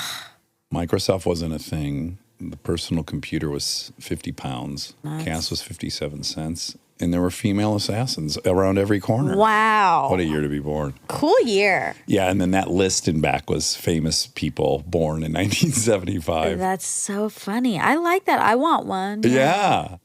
But back up. I have not been shouting out Fargo season 5 enough. It's great. This is imperative. I need to do that. Everybody watch Fargo season 5. Listen, you do not need to have seen any of the previous seasons. That they're not related at all, other than they're set in Fargo theoretically. They're all in different time periods. This season, and how rare is this? This is the best season. Yeah, it's my favorite season so far. By a lot. Really? It's Ever? I think it's Of the show. I want to be careful because No, I love best. the Patriots so much and a few, but it's certainly in a tie for the best season of a show I've ever seen. It's What? Yeah, the main character this season is incredible. Oh, all of the characters. Yeah. It's so good. The set pieces, the action set pieces are mind scrambling. They're so good. Okay. Okay, so everyone needs to watch Fargo. Okay. People on Fargo, come on the show so I can fillet you and celebrate this John incredible accomplishment. Noah Hawley, I'd love to chat with. John Han. I want to say John Handsome because it's so good. It's a great nickname, John Handsome. And then Juno Temple. Do you already know about her? Well, yeah, I mean, she's from so much, but Ted Lasso. Right, which I don't watch. So to me, I'm just meeting her, and she's outstanding. Yeah, she's a huge deal. What a great show. So anyways, I'm waiting patiently for the new episode to drop. Oh, it's weekly. Yes, I'm waiting impatiently. But we're up to what, episode 8? So you could start it now and you would be perfectly landing when the last episode comes out. Okay. I'll do it. Yesterday we recorded an episode with somebody and this person And One of the most fun episodes we've recorded. It was really fun. Oh my God, it was a riot. She's awesome. Yeah, what a riot. Her and I had a lot of things in common, we were realizing. Yes. And then but then she said, I don't watch much TV. And then you said, oh, that's where you two diverge. And I said, I don't watch much TV. And then you said, yes, you do. Yeah. And it was a fight. But I really, I don't. Have you seen White Lotus? Yeah. I mean, it's not that I don't watch TV, but I don't watch a lot of TV. Like, I'm half an episode into The Curse. I haven't seen Fargo.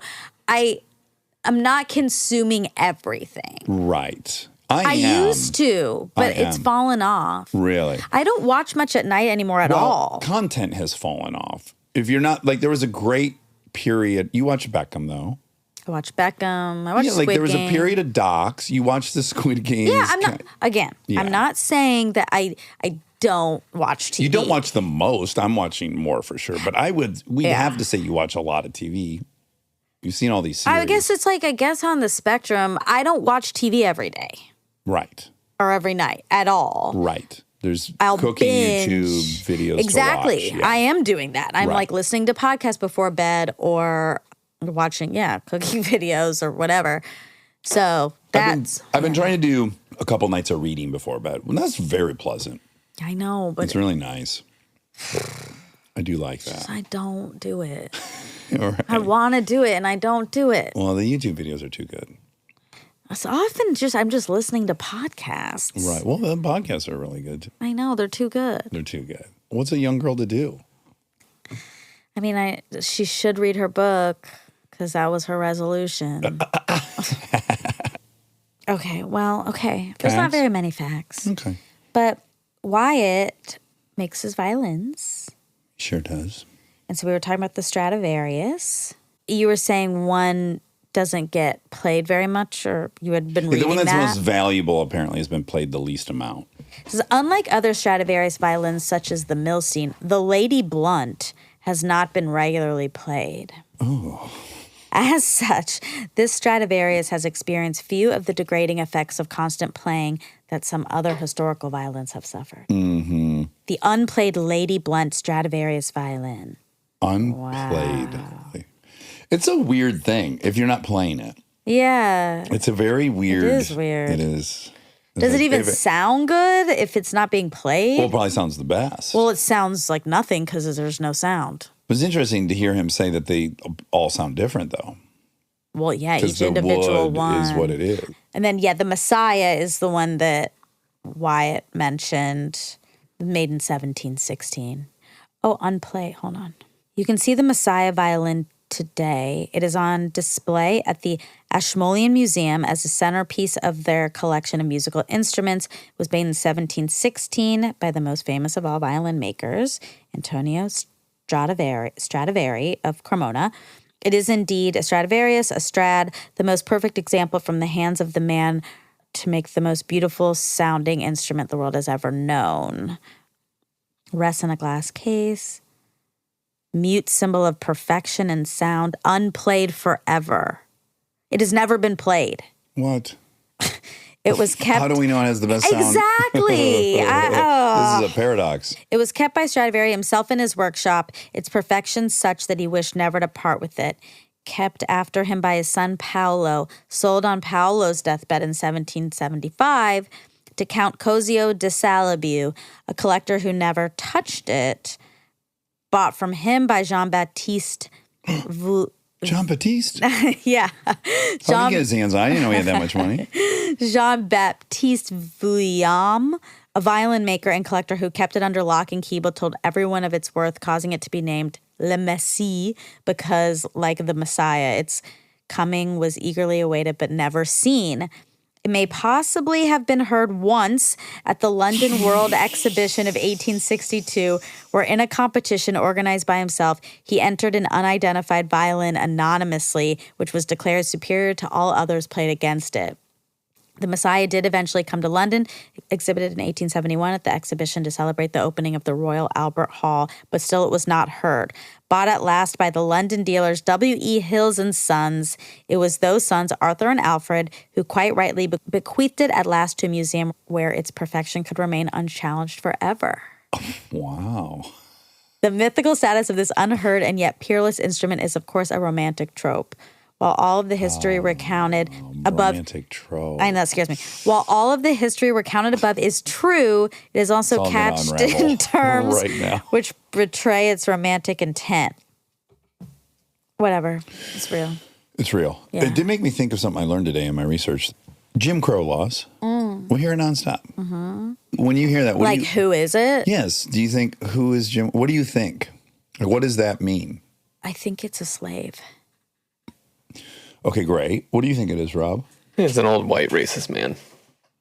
So I thought it was probably named after the person who wrote these laws, Yeah. or at least the blueprint of these segregationist laws.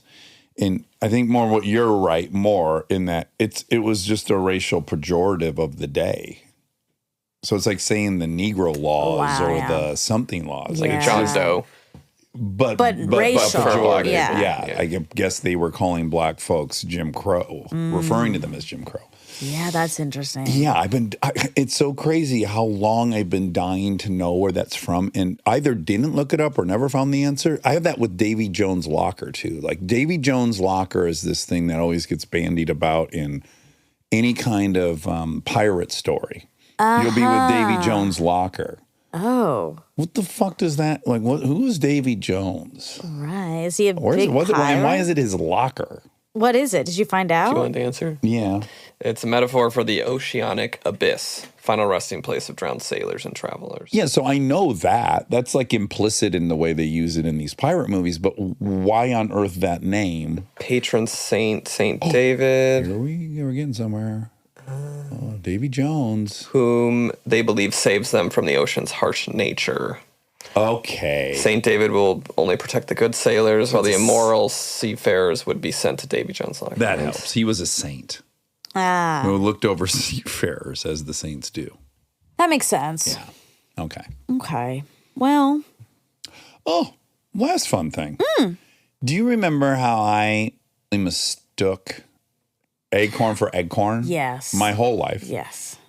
Just to refresh everyone, I was reading a book next to Bree in bed one day, and I Yeah. read the word acorn. Yeah. And I said to her, "What is a fucking acorn?" Yeah. And she's like, an acorn. An acorn. They fall out of an oak tree. And I'm like, an acorn? I certainly thought I was alone in this. Yes. We made sweatshirts. Also, Aaron thought Silent But Deadlies were called Silent But Deadlies. Yep. And my friend Dean thought the Jake Isles band was the Jake Isles band, Sure. like Islands. So we had a sweatshirt with these three things on it. And then Kristen just forwarded me in the dictionary. An eggcorn is now a word to represent misunderstood words. No way. Yes, so I've got a lot of relief from that, thinking, well, clearly a lot of people thought Common. an acorn was an eggcorn, if that's Wow. the colloquial term for misunderstanding a word now. Yeah, wait. I want to look up common. Here are 100 eggcorns. This is from NPR. Right. Okay, let's see. Eggcorns, the gaffs that spread like wildflowers. Another thing coming is not, it's another think coming. No. Yeah. You've got another thing coming? Is you've got another think coming?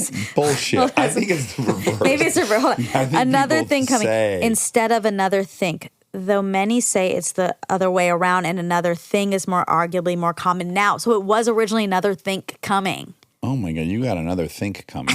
Like you're going to rethink that later and be embarrassed. I guess so. Wow. Okay. Kind of like a revenge is a dish best served cold. We figured that out recently. We need a spin-off podcast where we figure out what all these words we're saying mean. Biting my time.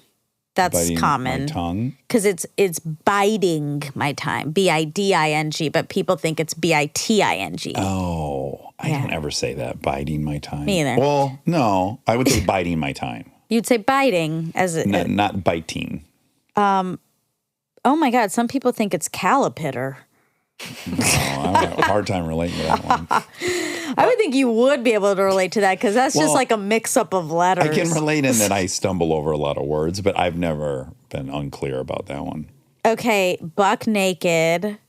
It's buck naked, Butt right? naked. Buck naked and butt naked are both. Again, this I is use one. them both. Again, this is some people say the other way around. Okay, some people think bonfire. Yes, and Instead of- bonfire. I Or don't bonfire. bonfire, but some people think it's bonfire. I've said both for sure, and bonfire. You've said bonfire. I've never Well, heard. because that seems real literal. One of them is diarrhea. Oh, that's how the New Yorkers say diarrhea. Yeah, it is because Yeah, of diarrhea. I fucking came and there's diarrhea all over the fucking floor. I hate this dog. Also, this is very common. People think it's duct tape. It is DUCT tape. It's duct tape. Yes, Yeah. for an air duct. Yeah. But they think it's DUCK? Yeah. That makes sense. Easy. Easy. No shame there, guys. A scapegoat. Wait, I think it's a scapegoat. It's scapegoat. Yeah. Escape. People think it's They think it's escape. yep. I feel like I'm rewriting that admittance essay with Lincoln right now, which I did for 4 hours on Sunday. Okay. Oh wait, this is common. This is good. A lot of people think it's flush out Yeah. And I used to make this mistake. and it's flesh out. Flesh out. Yeah, Yeah. this is good for people Good to hear. stuff, yeah. Espresso. You're in a rabbit hole now. Frustrated. Right. People think it's frustrated. No, but I always grew up saying frustrated. My family says frustrated, no R at the beginning. And Bree broke me of that. She's like, it's frustrated, right? I was frustrated. I'm now frustrated with this conversation. Oh, some people think it's hearbuds instead of earbuds, which makes sense. It's Tons kind of like sense. eggcorn. Yeah, that's almost like the best. Oh, and some people think it's happy as a clown, but it's happy as a clam. Someone thinks it's happy I get that. Because Although how do we they're- know that clams are even happy? Well, they're smiling. That's why. They're always smiling. They built with a smile. Okay, elicit a response. It is elicit a response, but it's ELICIT. We're missing the most common one. What? Which is for all intents and purposes. Oh, For yeah. all intents and purposes. Yeah. People say intents and purposes, but it's intents and purposes. People think it's intensive purposes. Yeah, there you go. Intensive. For all intensive purposes. I think I thought that for a long Sure, time. that's an easy one. That's easy. Again, no shame. Some people think Heimlich remover. Well, you could have some shame with that one. We should have a shame scale for these. Oh, some people think jigsaw puzzles. I could see that. Yeah, absolutely. Jigsaw puzzles. Just deserves. Just desserts. Yeah. I've never heard. What is that? How would you use that? Well, she got her just desserts. Like she reaped what she sowed. Oh. Poetic. What do they call Poetic that? Justice. Poetic justice. Just deserves sounds like it would be right. Yeah, because she got what she deserves. Oh, no. Some people think it's laptop. For what? Laptop. Again, Some of these people just that have one you should feel dyslexia. shame. That one you should Well, feel no, shameful. because they probably have dyslexia. I feel like autocorrect has solved some of these. Yeah. Yeah. Oh, some people think it's lesser of two equals. That is impossible. I That's kinda an get it. oxymoron. If they're equal, one can't be lesser. Yeah, you're right. Lesser of two equals. Okay, moot point, huge. Huge. I definitely grew up saying mute point. Oh, huge. Nerve-wrecking or nerve-wracking. I say nerve-wracking. Yeah, that's correct. Okay, nerve-wracking. You can see where nerve-wracking works. Oh, some too. people think it's nip it in the butt. Wow, those are perverts. So you say that? Yeah, I'm gonna start. Nip it in the butt. We gotta nip this in the butt. I want to nip everything in the butt. Plate mats. Oh, I think a lot of Placemats. yeah, I think a lot of people think it's pre-Madonna, Madonna, Right. and it's prima donna. Oh, put me in the former camp. Wow, Yeah. that's cool. I'm starting to get really sad for Aaron and Dean. Why? Because we're not seeing Bedelli's on there. Okay. I'm not sure that's going to make this. Or the Jake Isles band. cut. Well, that was a super common one. The Jake Isles band. Scantily clad. Scantily. Mm-hmm. Oh, yeah. Some of these self-esteem. Oh, you should feel shameful. That should lower your self. What was it? Self-esteem. That should lower your self-esteem. Sky scratcher. Come on. No way. It's a whirlpool. Nope. I mean, I can see it. I can see it. These don't even sound like the other. Oh, this one for sure. Okay. Take it for granted. Yeah, this is a tough one. I don't even know where I land on it. Well, granted is the one. And what do they say? Take it for granted. Oh, granite, like the stone. Yeah, but a lot of people say that. Okay. I say take it for granted. Underbrella. Oh, a lot of people make this mistake, and I always feel embarrassed. Like, I don't want to correct them. But a lot of people say valedictorian. Valedictorian? Yeah. Am I saying it right or wrong? You said it right. Valedictorian. Okay. But people my base assumption is I'm saying everything wrong. So I know, like you're doing pretty good. None of these would be. Bikinis. Bikinis. It's just spelling errors. I fucking come out of my bikini. There's diarrhea everywhere. Oh my God. Okay. Vim and vinegar. Nope. This is a tough one. Vip and vinegar. There's a few of these. There's Vim and vinegar and Vip and vinegar. No, right? it's Vim and vigor. Vim and vinegar. Vim and vigor. It's Vim and vigor. What about Vip? Type in Vip and vigor. It's not. It's Vim and vigor. Vim and vigor. Yeah. Let's see. Common whet your appetite. Oh yeah. What's wrong with that? It's WHET. WHET. But you can't hear the difference between No, W-H-E-T. but it says if people are writing it, they would write it wrong. They would write it wrong, yeah. I would definitely write WET, your appetite. Yeah. And then I'd say nip it in the butt. It's like peak, not nip it in the butt. You got to nip your appetite in the butt. Like pique your interest. That I happen to know just because I write so much. PIQUE. Yeah. But I didn't know. Of course, I thought it was PEAK. Windshield factor versus wind chill factor. A wind chill factor. Uh-huh. And they say windshield. Yeah. Okay. That was a great list. Look at that. We struck gold. We really did. We were in the mine. We were chop, chop, chop. That's good because I didn't really have any more facts other than when he mentioned Pinot Poodle. Oh, that was a fun one for you. And by the way, you could have chosen to get offended by that. And I was happy you chose to enjoy that. Wait, why would I be offended? Because I could see a feminist going like, I'm not a Pinot Poodle because I like Pinot. Oh, noir? Oh, I didn't even think about like you that. call girl, that's a poodle. You would not call he's not calling dudes Pinot Poodle. Are you sure? He might call his dudes who like I the liked Pinot. it, so I don't want to shine too much of a light on it, but I was just like, when he said it, I immediately checked in with you. I'm like, I hope this goes well. And you were very happy. And then I was really happy. Yeah. I guess I assumed he would call anyone that. Are you a Pinot Poodle? Like, yeah. Yeah. Yes, it happened again. Yeah, I think it's great. Good. I want to be one, but I want my friends, male friends who are into Pinot to be called Pinot Poodles too.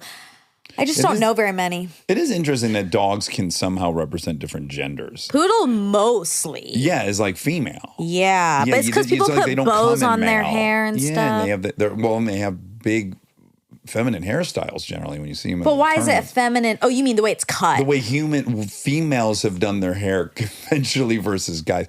Yeah. In the 60s, guys didn't have like a big pouffon with a thing at the top, I know, but really it's just curly hair.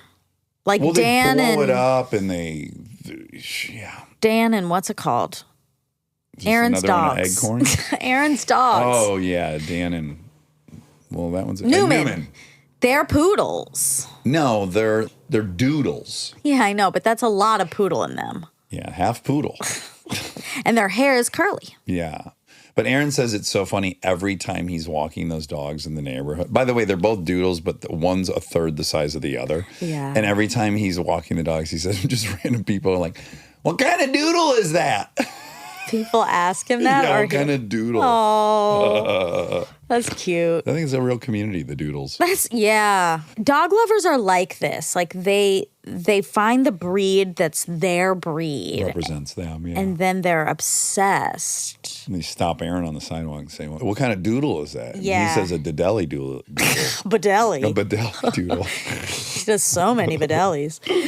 Because like Molly and Eric, especially Molly, I've been with her, when she sees, what are they, King Charles? Mm-hmm, yeah, that's her spirit animal. Yes, she'll always stop and have to talk to them about their King Charles dog. Absolutely. Irresistible. I feel that way about Brussels Griffons.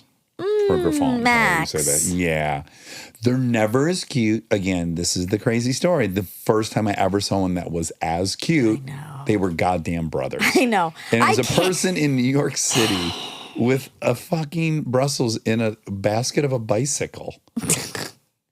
And he knew everything. And it was Max. It was brother. Max fucking brother. Of course. I It's can't in the believe genes. that Back story. to the genes. Ding, ding, ding.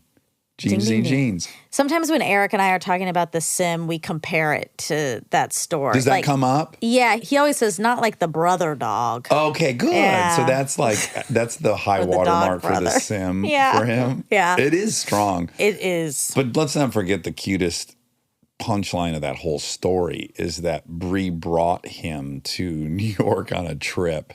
And she said she couldn't believe how confident he was strutting down the street. Like he was clearly home. He was back in New York City and he was like Saturday Night Fever, just fucking running the show. He's 1 inch tall.